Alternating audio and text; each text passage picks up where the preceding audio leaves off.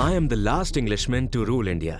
ये कहने वाले इंडिया के लास्ट वाइसरॉय लॉर्ड माउंटबेटन नहीं, बल्कि India first prime minister Pandit Jawaharlal Nehru थे। ये कहानी है भारत से इंडिया बनाने की और भारतीय इंग्लिशमैन बनाने की। अंग्रेजों ने गंगा नदी में ऐसी कौन सी जड़ी बूटी मिला दी जिसे पी के सारे भारतीय बने इंग्लिशमैन। काफी इंटरेस्टिंग स्टोरी है, जानने के लिए देखते रहिए लोमड़ी। दोस्तों, we are sincerely thankful to your support to grow this channel. आज हम इस तेजी से बढ़ रहे हैं आपके सपोर्ट की वजह से, और आपके ही इस सपोर्ट को शुक्रिया अदा करते हुए लाए हैं एक और काला कड़वा सच, जिसके बीज बोए गए आजादी के कई दशकों पहले। दुश्मन को जब हथियार से हराया नहीं जा सकता तो उसके साथ माइंड गेम्स खेलने पड़ेंगे, जिसे साइकोलॉजिकल वॉरफेयर कहा जाता है। Divide and rule policy is one of that. यानी दुश्मन को आपस में लड़वाओ ताकि वो एकजुट होकर तुम पे कभी हमला ना करे। अंग्रेजों ने हमारे साथ भी कुछ ऐसा ही किया है। हिंदुस्तानियों को धर्म पे बांटा, मेजॉरिटी हिंदू पॉपुलेशन को जाति में बांटा और एक दूसरे रीजन्स को भाषाओं में बांटा। वेस्टर्न पार्ट को इंडिया से अलग करके अफगानिस्तान बनाया, साउथ में श्रीलंका अलग किया, नॉर्थ में नेपाल, भूटान को और ईस्ट में बंगाल को। बचे कुछ इंडिया को इंडिपेंडेंस के नाम पे फिर से इंडिया से ईस्ट और वेस्ट पाकिस्तान में अलग किया, और ये मेक श्योर किया कि इंडिया हमेशा वीक रहे और क्वीन विक्टोरिया का गुलाम बना रहे। कविता में बोले तो दे दी हमें गुलामी, बिना खड़क बिना ढाल, क्वीन विक्टोरिया के संत तूने कर दिया कमाल। वो कौन महापुरुष था जिसने हिंदुस्तानियों की रग रग में गुलामी भर दी? संस्कृत बोलने वाली धरती को world's largest English speaking population वाली कंट्री बनाने वाला वो कौन था? उसे जानने के लिए हमें जाना होगा फ्लैशबैक में almost 250 years ago. Chapter 1, the good. 1757 में बैटल ऑफ प्लासी और 1764 में बैटल ऑफ बक्सर जीतने के बाद लगभग पूरे भारतवर्ष को थाली में सजा के अंग्रेजों के कदमों में दे दिया गया था। देश में सारे rules, laws, administration, tax collection संभालते थे ब्रिटिश। उनका एक हाई ऑफिसर था सर विलियम जोन्स, जज of the Supreme Court of Judicature at Fort William, Bengal province. William Jones को एक जज होने के नाते जजमेंट देने में बड़ी प्रॉब्लम्स आती थी, क्योंकि साल था 1783 और अनफॉर्चुनेटली उस जमाने में गूगल ट्रांसलेटर भी नहीं था।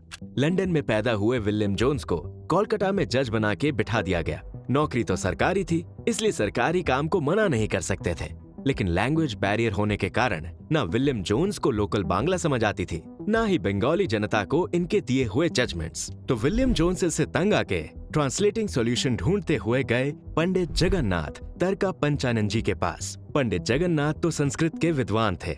उन्होंने कहा, भारतीयों को समझाने के लिए आप पहले भारत को समझो। विलियम जोन्स पंडित जगन्नाथ जी से ढेर सारी बुक्स लेकर तो आए, लेकिन वो सारे बुक्स नहीं बल्कि ग्रंथ थे, ग्रंथ। और उन ग्रंथों को पढ़ने के लिए पहले सीखना होगा संस्कृत को। कुछ ही दिनों में सीखते सीखते विलियम जोन्स हुए संस्कृत के दीवाने।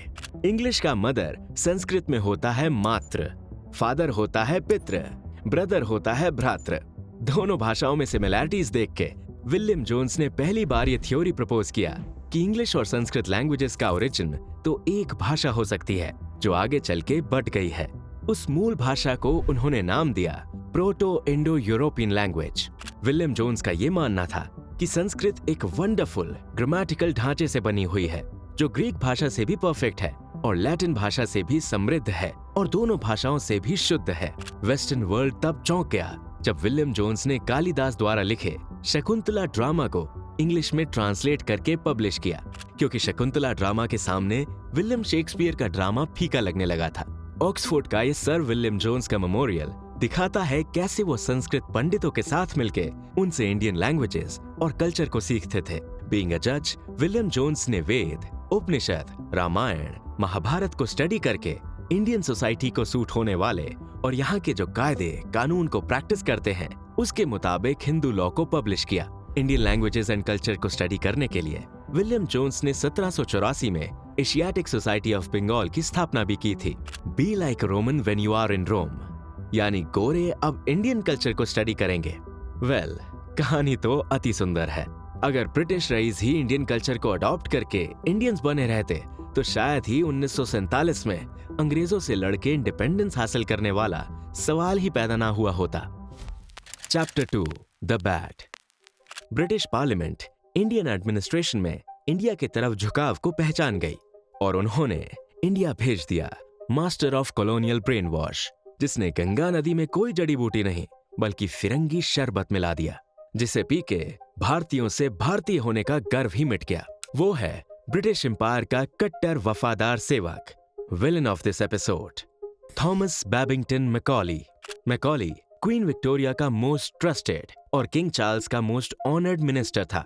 पॉलिटिशियन होने के नाते उसे लॉज एंड रूल्स बनाने की परमिशन थी और उसने विलियम जोन्स का एग्जैक्टली ऑपोजिट काम किया, यानी भारतीयों को काला अंग्रेज बनाया। उसके लिए उसने रास्ता चुना एजुकेशन का। जी हाँ, एजुकेशन भी देश को तोड़ सकता है अगर वो एजुकेशन एक प्रोपेगेंडा पे आधारित होता है तो। उसके लिए इंडिया और इंडियंस एक जीता जागता उदाहरण है। मैकॉली का दावा था, मैं इंडिया के चारों कोने घूम आया हूँ। उस दौरान ना मैंने कोई भिखारी देखा, ना कोई चोर। इस देश में बहुत संपत्ति भरी हुई है, लोगों की नीयत बहुत साफ है और लोग इस धरती को पूजते हैं। इस धरती पर हम कभी पूरी तरह कब्जा नहीं कर पाएंगे अगर इस देश की रीढ़ की हड्डी को नहीं तोड़ा, जो है इस देश की स्पिरिचुअलिटी एंड कल्चर। इसलिए मेरा मानना है, इंडियंस को अपना देश भुलाने के लिए उन्हें उनकी पारंपरिक एजुकेशन सिस्टम को रिप्लेस करके उन्हें ब्रिटिश एजुकेशन देना होगा। इससे वो अपना देश प्रेम, कल्चर के प्रति रिस्पेक्ट और अपने संस्कार भुला देंगे। इससे उन्हें ब्रिटिश कल्चर खुद के कल्चर से महान लगेगा और वो बन जाएंगे हमारे गुलामी के लायक। मैकॉली ने इंडियन वैदिक सिस्टम को नीचे दिखाते हुए ये कहा था, इंग्लैंड प्राइमरी स्कूल्स के लाइब्रेरीज में एक शेल्फ में रखी हुई किताबों में इंडिया के संस्कृत भाषा में लिखे गए सारी किताबों से अधिक ज्ञान है। स्वामी विवेकानंद जी ने इसलिए मैकॉली को pope of British education system in India कहा था, क्योंकि मैकॉली को father of convent education in India कहा जाता है। कॉन्वेंट एजुकेशन से ही देश में क्रिश्चियनिटी को फैलाया गया। ब्रिटिशर्स का ये मानना था, जब तक इंडियंस इंडिया को हेट नहीं करते तब तक इंडियंस पे रूल करना आसान नहीं होगा। मैकॉली का वो 2 फरवरी 1835 का स्पीच इन ब्रिटिश पार्लियामेंट बहुत फेमस है, जिसमें उसने दावा किया था, मैं ऐसी इंडियंस की जनरेशन पैदा करना चाहता हूँ जो रंग और रूप में भले ही इंडियंस लगे, लेकिन अपनी विचारों से वो ब्रिटिश ही रहेंगे। भले ही पैदा इंडिया में हुए हों, लेकिन उनका प्रेम और वफादारी हमेशा ब्रिटिश के प्रति हो। इस काम में मैकॉली को तो फुल क्रेडिट मिलता है। Chapter 3, the ugly. ब्रिटिशर्स ने अपने कॉन्वेंट एजुकेशन के थ्रू ऐसा पिक्चर ड्रॉ किया कि ब्रिटिशर्स ने इंडियंस को स्पून से खाना खाने का ज्ञान के साथ इंडियंस को सिविलाइजेशन सिखाया। सच्चाई यह है कि जब ब्रिटिशर्स यूरोप के बर्फीले जंगल में जानवर की चमड़ी ओढ़ के कच्चा मांस खाते गुफाओं की दीवारों पे पेंटिंग कर रहे थे, तब हमारी इंडस वैली सिविलाइजेशन में mathematics, chemistry, metallurgy, reasoning, logic, natural medicine, योग, एस्ट्रोनॉमी के जरिए वैदिक सिस्टम पे फ्लरिश कर रहा था। कुछ एग्जाम्पल्स जो आपने कभी हमारी स्कूल के बुक्स में नहीं पढ़े होंगे। गुजरात के सोमनाथ मंदिर का ये बाण स्तंभ जो बताता है भारत की इस तट से दक्षिण ध्रुव तक समुद्र का सीधा रास्ता है, जहाँ पे कोई धरती नहीं है। बिना ड्रोन, जीपीएससी नेविगेशन से इंडियंस की ये डिस्कवरी हमारी एंशिएंट जियोग्राफिकल एक्सपीडिशन को दर्शाता है। ज्येष्ठ नक्षत्र यानी बड़ा नक्षत्र, जिसे इंग्लिश में एंटियरीज कहा जाता है, वो इंसान की आंखों में नजर आने वाला यूनिवर्स का सबसे बड़ा स्टार है, जो सूरज से 700 गुना बड़ा है। हालांकि रात में देखो तो वो एक नॉर्मल स्टार जितना ही चमकता है, लेकिन विदाउट एनी सैटेलाइट और टेलीस्कोप इंडियंस ने उसे आइडेंटिफाई कर लिया as the biggest star visible to naked eye. मामूली मंत्र जैसे लगने वाला गोपी भाग्य मधुव्रत, ये भगवान कृष्ण पे लिखा गया श्लोक, जिसमें छुपा है मैथमेटिकल फॉर्मूला पाई का वैल्यू। जी हाँ, जब आप इसे क, ट, प या फॉर्मूला में डालेंगे, आपको मिलेगा पाई के फर्स्ट 32 डिजिट्स, यानी 31415 92653 58969 32384 62643 383 2792। जिंदगी भर हमने सीखा British scientist sir Isaac Newton ने ग्रेविटी का खोज किया, पर हमें किसी भी स्टैंडर्ड में ये नहीं पढ़ाया। न्यूटन के ठीक 1000 साल पहले राजस्थान के जलोर डिस्ट्रिक्ट के एस्ट्रोनॉमर एंड मैथमेटिशियन ब्रह्मगुप्त जी ने ग्रेविटी को गुरुत्वाकर्षण नाम से डिस्क्राइब किया, लेकिन संस्कृत में। हमें ऐसे हजारों फैक्ट्स पता ही नहीं, क्योंकि मॉडर्नाइजेशन के नाम पे हमारे स्कूल कॉलेजेस के करिकुलम में इनको जगह ही नहीं मिली।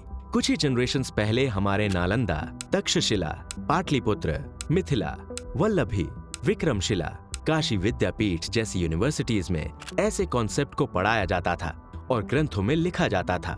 जब इस्लामिक इन्वेडर्स ऐसे एजुकेशन इंस्टीट्यूट्स पे अटैक करके सारे बुक्स को जला देते थे, वहाँ के प्रोफेसर्स आगे चल के अपने स्टूडेंट्स को अपनी पढ़ाई का सारा ज्ञान कंठस्थ करके यानी बाय हार्ट श्लोक के रूप में शेयर करने लगे।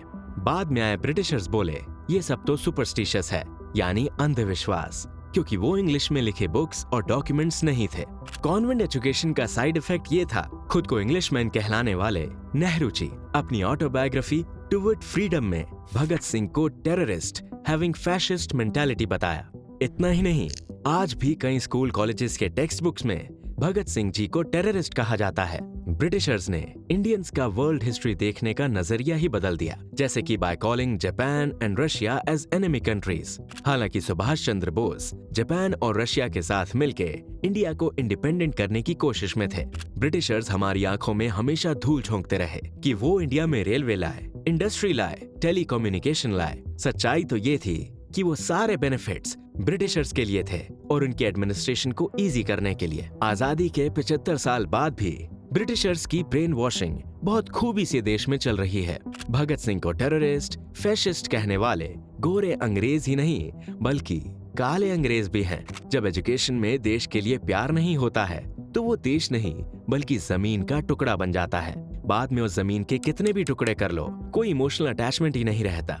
1905 का वो डिवीजन ऑफ बंगाल, जिसमें बंगाल रीजन को एडमिरेशन के नाम पे हिंदू और मुस्लिम में बांट दिया गया था।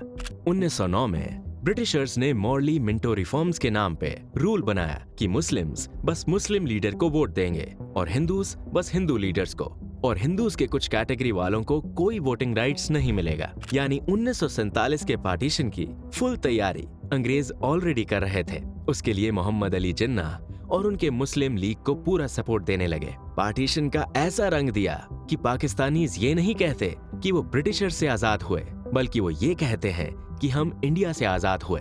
आज भी ब्रिटिशर्स बीबीसी के जरिए इंडिया के इंटरनल मामलों में दखल अंदाजी करते हुए हर एक आवाज को बुलंद करते हैं जो इंडिया के अगेंस्ट होता है। कहीं आप बीबीसी के एडमायरर तो नहीं? अगर हैं तो उसके पीछे लॉर्ड मैकॉली का एजुकेशन सिस्टम कारण है। काली बातें आंचो भी खोया सच है, फंदो जालों में अंधे सालों से गुम, लुटी पड़ी इंसाफ की बाजारें हैं सुन, पूंजी है डर की खदाने तू सुन, क्या बोले तुझे कान में तोल के, जहर को शरबत बोल के, काटे नींद में वो बाल फिर सुबह तैयार होके शहर घूमे टोपी बेचते। तो ना कोई सगा यहाँ पे जो दगा भी ना दे और ला दे नतीजे ना दबा के बातें वो लगा के आग हुए गुम, 5 साल बाद बेची बाल्टी में पानी की बूंद सुन, अपन लोमड़ी तो तेज है होगा नहीं बातों में गुम सुन, अपन कानों को खोल और तभी बड़ी बात है ये सुन सुन।